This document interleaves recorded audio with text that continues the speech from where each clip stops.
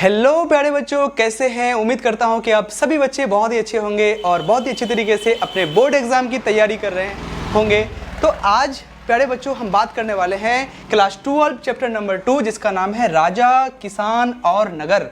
राजा, किसान और नगर पार्ट 1 और पार्ट 2 हमने कंप्लीट कर दिया है। अगर आपने नहीं देखे हैं तो फटाफट से आप जाकर के पार्ट 1 और पार्ट 2 देखें, उसके बाद पार्ट 3 आप देखें। तो देखिए, आज हम बात करने वाले हैं पार्ट 3 का। और पार्ट 3 को स्टार्ट करने से पहले हम आपको बताना चाहेंगे, क्या बताना चाहेंगे कि पिछले अध्याय में, पिछले क्लास में हम लोगों ने देखा था, क्या देखा था, हम लोगों ने देखा था मौर्य साम्राज्य के बारे में पढ़ा था। मौर्य साम्राज्य, तो मौर्य साम्राज्य की स्थापना, मौर्य साम्राज्य की स्थापना कौन किया था? तो बताइए आप हमें फटाफट में अपना कमेंट बॉक्स में कि मौर्य साम्राज्य की स्थापना किसने किया था। तो मौर्य साम्राज्य की स्थापना किसने किया था? चंद्रगुप्त मौर्य ने किया था। क्या नाम था उसका? चंद्रगुप्त मौर्य। चंद्रगुप्त मौर्य, ठीक है। अच्छा, चंद्रगुप्त मौर्य और क्या काम करते हैं? तो देखिए, चंद्रगुप्त मौर्य जो है ना, चंद्रगुप्त मौर्य क्या करते हैं?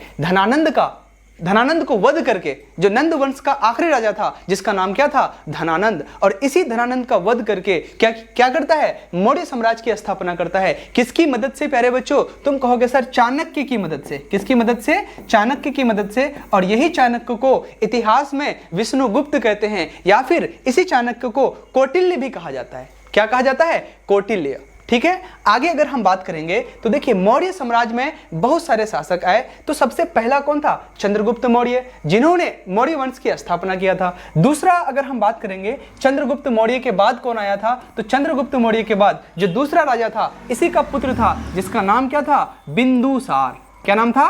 बिंदुसार, ठीक है। देखो, हमने पढ़ा था, हमने क्या पढ़ा था?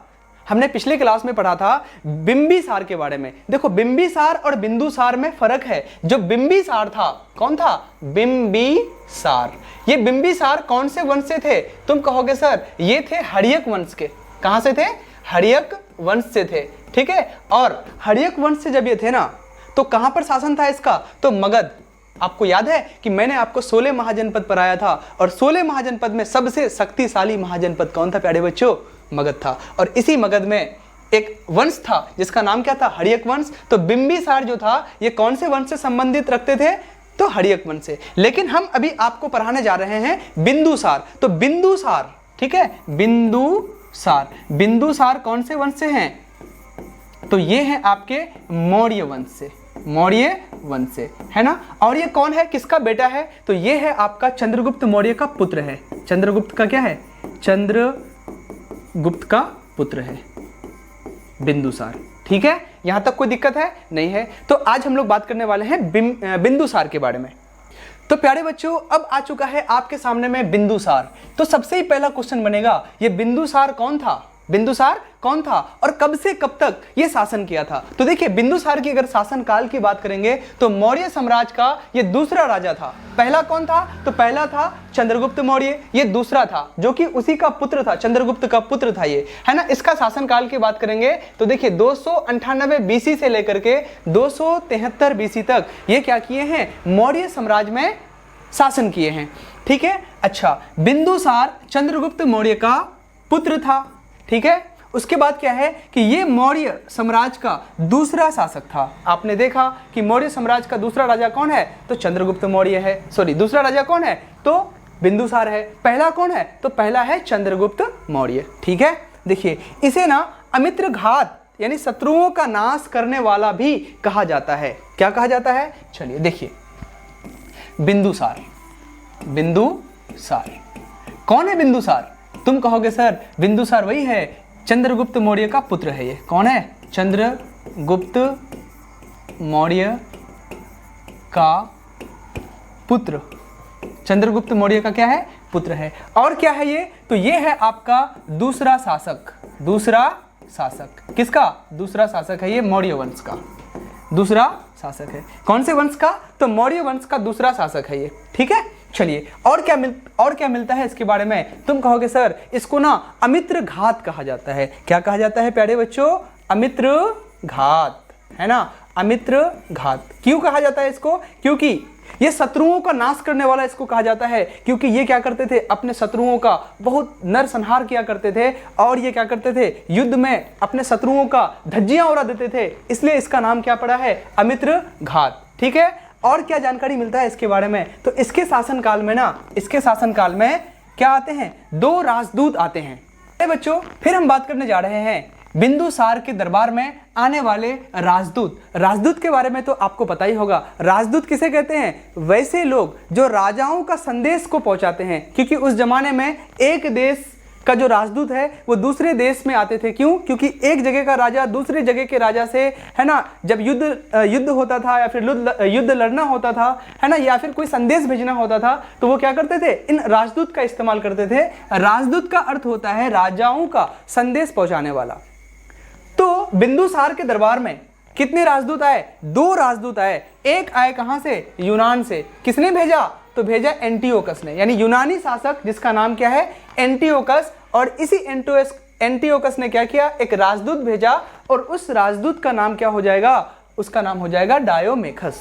डायोमेखस, है ना। तो डायोमेखस जो राजदूत है ना, ये कहां से आया था, तो ये यूनान से आया था। किसके दरबार में आया था, बिंदुसार के दरबार में आया था। दूसरा राजदूत की बात करेंगे तो दूसरा राजदूत आपको मिलता है डायोनिखस। क्या नाम है इसका, डायोनिखस। अच्छा, इसको किसने भेजा था, तो इसको भेजा था मिस्र का राजा जिसका नाम क्या था, टॉलमी द्वितीय। मिस्र का राजा टॉलमी द्वितीय ने भेजा था। ठीक है, अब क्या हुआ था, और क्या हुआ था बिंदुसार के काल में, तो देखिए बिंदुसार के काल में ना एक जगह मिलता है जिसका नाम क्या है, जिसका नाम है तक्षशिला। तक्षशिला में 2 बार विद्रोह हुआ है ना। कहां पे, तक्षशिला। आपको याद है मैं तक्षशिला के बारे में बताया था आपको, है ना, गांधार वाला जो क्षेत्र है यहीं पे पड़ता है क्या, तक्षशिला।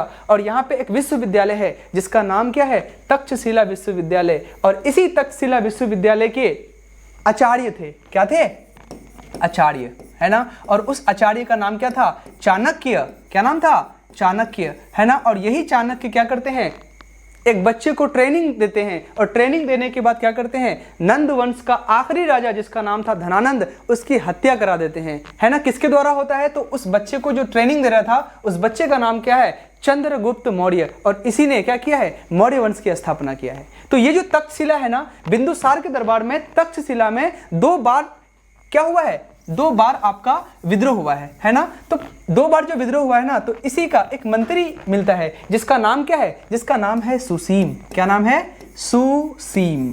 तो ये सुसीम क्या करते हैं, जो पहला बार तक्षशिला में विद्रोह होता है तो इसका दमन कौन करता है, दमन करने वाले का नाम क्या है, तो सुसीम, है ना। जो दूसरी बार तक्षशिला में विद्रोह होते हैं तो दूसरी बार इस विद्रोह को दमन करने वाला कौन है, इसी का पुत्र जिसका नाम क्या है, जिसका नाम है अशोक। क्या नाम है मित्रों, अशोक, है ना। कोई दिक्कत है, नहीं है, ठीक है। अब हम बात करने जा रहे हैं मौर्य वंश का तीसरा साम्राज्य। बहुत ही प्यारा राजा है ये, इसके बारे में हम क्या करेंगे, डिस्कस करेंगे। तो आ चुका है आपके पास, आपके स्लाइड में अशोक। जी हाँ दोस्तों, बिल्कुल सही देख रहे हैं आप। अशोक के बारे में आज की इस क्लास में हम बात करेंगे। तो अशोक कौन है, पहला क्वेश्चन बनेगा कि अशोक कौन है। तो अशोक बिंदुसार का क्या है, पुत्र है। बिंदुसार का क्या है, पुत्र है ना। इसका शासन काल की बात करेंगे तो 273 बीसी से लेकर के 232 बीसी तक क्या करते हैं, शासन करते हैं। कहां पे, मौर्य साम्राज्य में। तो चलिए इसके बारे में हम कुछ देख लेते हैं। अशोक बिंदुसार का पुत्र था, बिल्कुल सही बात है भाई। ये मौर्य वंश के तीसरे शासक था, तीसरा शासक बना था। तो मौर्य वंश का पहला शासक कौन था, तुम कहोगे सर आंख बंद करके इसका जवाब दे सकते हैं, चंद्रगुप्त मौर्य। फिर दूसरा कौन था, तुम कहोगे सर बिंदुसार था। तीसरा कौन है, तो तीसरा है अशोक। तीसरा कौन है, अशोक। और इसी अशोक के बारे में हम लोग पढ़ रहे हैं, ठीक है। चलो देखिए, बौद्ध ग्रंथ के अनुसार अशोक अपने 99 भाइयों की हत्या कर राज्याभिषेक करता है। मतलब इन्होंने अपने भाइयों का हत्या करके क्या करते हैं, राज्याभिषेक करते हैं, यानी राजा बनते हैं, है ना। अब देखिए, इसलिए इसे भाद्रहंता के नाम से भी जाना जाता है। और इसके बारे में क्या मिलता है, अशोक की कई रानियां थी। अशोक की कई रानियां थी, जैसे देवी पद्मावती, है ना, आदि, ये सब क्या थी, इनकी रानियां थी। अब थोड़ा सा हम बात कर लेते हैं अशोक के बारे में। देखिए हमने पढ़ा मौर्य वंश, क्या पढ़ा बच्चों? मौर्य वंश, है ना। और इसी मौर्य वंश का पहला राजा कौन था? तो चंद्रगुप्त मौर्य। क्या नाम था उसका? चंद्रगुप्त, है ना। चंद्रगुप्त पहला राजा था। इसका बेटा जिसका नाम क्या है? बिंदुसार। बिंदुसार ये क्या है? मौर्य वंश का दूसरा राजा है। फिर इसका पुत्र है, इसका पुत्र का नाम क्या है? अशोक। क्या नाम है? अशोक। तो अशोक क्या था? अशोक अपने साम्राज्य का यानी मौर्य साम्राज्य का तीसरा राजा था। किसका बेटा था? तो बिंदुसार का बेटा था। बिंदुसार किसका बेटा था? तो चंद्रगुप्त मौर्य का बेटा था। ठीक है, यहां तक कोई दिक्कत है? अशोक के बारे में हमें क्या क्या जानकारी मिलता है? तो सबसे पहले हम बात करेंगे ये क्या था। तो ये था आपका बिंदुसार का पुत्र, बिंदुसार का पुत्र था, है ना। और क्या था?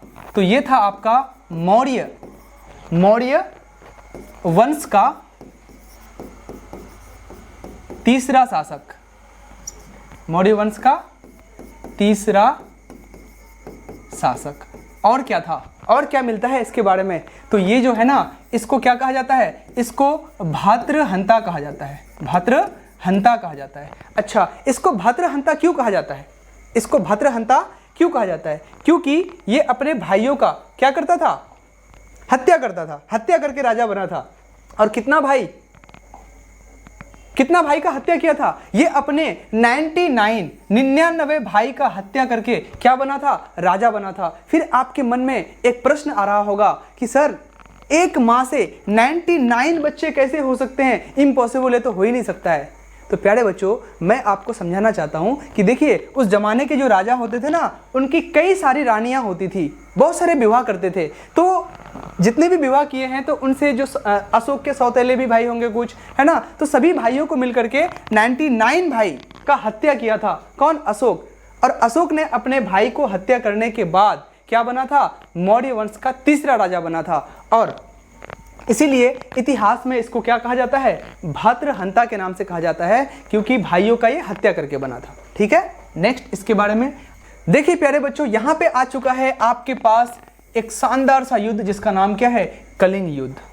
क्या है? कलिंग युद्ध। अगर हम इतिहास में कलिंग युद्ध की बात करेंगे, तो इतिहास में जितने भी युद्ध हुए हैं, उन सभी खतरनाक युद्धों में से एक युद्ध है जिसका नाम क्या है? कलिंग युद्ध, है ना। और ये कलिंग युद्ध कब लड़ा जाता है? तो कलिंग युद्ध 261 बीसी में लड़ा जाता है।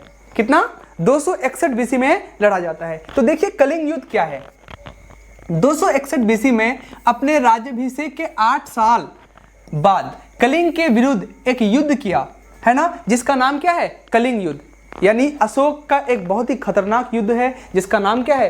कलिंग युद्ध। ये अपने राज्याभिषेक करने के 8 साल बाद इस युद्ध को करते हैं। ठीक है, अब देखो, कलिंग वर्तमान में उड़ीसा राज्य में है। तो क्वेश्चन पूछ सकता है कि बताइए, कई बार क्वेश्चन पूछा है कि कलिंग कहां पर है? तो कलिंग आपका कहां पे है प्यारे बच्चों? उड़ीसा है, उड़ीसा में है, जिसकी राजधानी क्या है? भुवनेश्वर। ठीक है, देखिए, इस युद्ध के जीतने के बाद अशोक का साम्राज्य बहुत बड़ा हो गया, जिसमें कश्मीर, नेपाल, मैसूर, काबुल, कांधार, ये सब जो जगह है ना, ये क्या हो गए? इनके अधीन में आ गए, इनके क्षेत्र बन गए, एक बहुत ही बड़ा साम्राज्य हो गया इनका।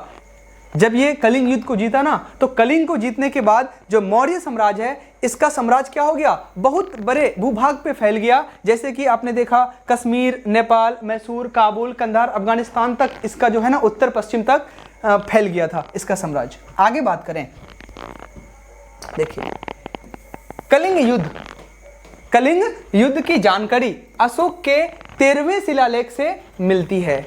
यानी अगर हम बात करेंगे कि अशोक, देखो अशोक ने बहुत सारे स्तंभ लिखवाए, शिलालेख लिखवाए, तो अशोक के 13वें शिलालेख में क्या मिलता है? तो अशोक के 13वें शिलालेख में मिलता है हमें कलिंग युद्ध के बारे में जानकारी। ठीक है, और आगे बात करें तो इस युद्ध में, कलिंग युद्ध बहुत ही खतरनाक था। तो कलिंग युद्ध में ना लगभग 1 लाख लोग मारे गए थे। कितने लोग? 1 लाख लोग मारे गए थे, और 1.5 लाख लोग को बंदी बना लिए गए थे, है ना। इस तरफ मतलब हर तरफ खून ही खून था, हर तरफ क्या था, खून ही खून था। तो चलो इसको हम एक स्लाइड में समझ लेते हैं। देखिए अशोक के द्वारा लड़ा गया सबसे खतरनाक युद्ध जिसका नाम क्या है प्यारे बच्चों, कलिंग युद्ध। क्या नाम है, कलिंग युद्ध। ठीक है, क्वेश्चन बनेगा कि कलिंग कहां पर है, कलिंग आपका कहां पर है, तो तुम कहोगे कि सर कलिंग कहां पे है, तो कलिंग है उड़ीसा में। कहां पे है मित्रों, उड़ीसा में। ठीक है ना। अच्छा, ये इतना खतरनाक युद्ध था जिसमें 1 लाख लोग, 1 लाख लोग क्या हुए थे, मर गए थे। मतलब इसमें युद्ध हो गए, शहीद हो गए थे, और बाकी जो है 1.5 लाख लोग, 1.5 लाख लोग क्या हुए थे, इसको बंदी बना लिए गए थे। यानी इस युद्ध के बाद ना, इस युद्ध को खत्म होने के बाद है ना, हर तरफ से रोने की आवाजें आ रही थी, चीखने की आवाजें आ रही थी, हर तरफ खून ही खून था, शोर शराबा था। और जैसे ही अशोक आते हैं, इस युद्ध को देखते हैं कि हर तरफ हंगामा है, शोर शराबा है, किसी का भाई मर गया है, किसी का पुत्र मर गया है, किसी का पति मर गया है, तो इस युद्ध में हर तरफ से रोने की आवाजें आ रही थी। तो इस युद्ध को देखने के बाद अशोक का हृदय परिवर्तन हो जाता है। अशोक का हृदय क्या होता है, परिवर्तन हो जाता है। और अशोक क्या करते हैं, अशोक भेरी घोष की जगह में, कौन सा घोष, भेरी घोष, है ना। अब देखो भेरी का मतलब होता है युद्ध, भेरी घोष के जगह में क्या अपनाते हैं, धम्म घोष को अपनाते हैं, धम्म घोष को अपनाते हैं। यानी अशोक ने क्या किया, अशोक का हृदय परिवर्तन हो गया। और कलिंग के बाद, कलिंग युद्ध के बाद इन्होंने कभी भी अस्त्र शस्त्र ना चलाने की कसम खाई है कि हम कभी भी आज के बाद क्या करेंगे, आप सबसे हाथ जोड़ते हैं कि आज के बाद हम क्या करेंगे, कभी भी युद्ध नहीं करेंगे और अपना अस्त्र और शस्त्र बिल्कुल नहीं उठाएंगे। ठीक है, अब क्या करते हैं, भेरी घोष की जगह में धम्म घोष को अपनाते हैं, जहां पर अहिंसा की बातें होंगी, जहां पर लोगों का सेवा होगा, है ना, और लोगों को अच्छी अच्छी बातें सिखाई जाएंगी। तो अब इन्होंने क्या किया है, धम्म घोष को अपना लिया है। समझ में आया, आगे बढ़ते हैं। देखिए अशोक कलिंग युद्ध के बाद भेरी घोष की जगह धम्म घोष को अपनाया। ठीक है, धम्म घोष उसे ही कहते हैं जहां पर हिंसा नहीं होगा, है ना, और अच्छी अच्छी बातें बताई जाएंगी, लोगों का सेवा करेंगे। तो इसमें लग गए अशोक, इसलिए अशोक को प्रिय राजा भी कहा जाता है, क्योंकि इसका भी हृदय क्या हो गया था, परिवर्तन हो गया था। ठीक है, तो प्यारे बच्चों, उम्मीद करता हूं कि आज का जो क्लास है वो आपको बहुत ही अच्छी तरीके से समझ में आया होगा। तो मिलते हैं नेक्स्ट क्लास में, तब तक के लिए जय हिंद, जय भारत।